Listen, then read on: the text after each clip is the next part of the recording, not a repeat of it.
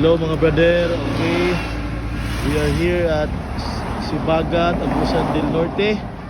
So ito yung ating unit na i-deliver mga kabrader. Ito yung ating day 63 4x2 manual na unit. So ito yung setup ng ating unit.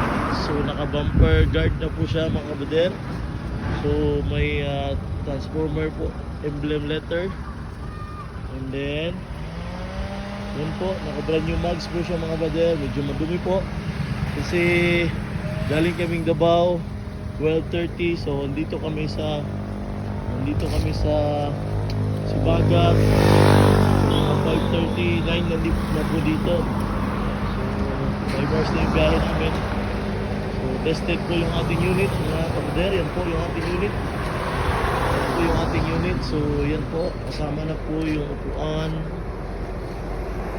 sa likod, tsaka may fiber canopy po yan mga kabrader.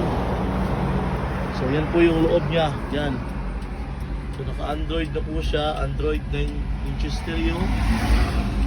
So may steering cover siya. Ito yung setup na kanya dashboard.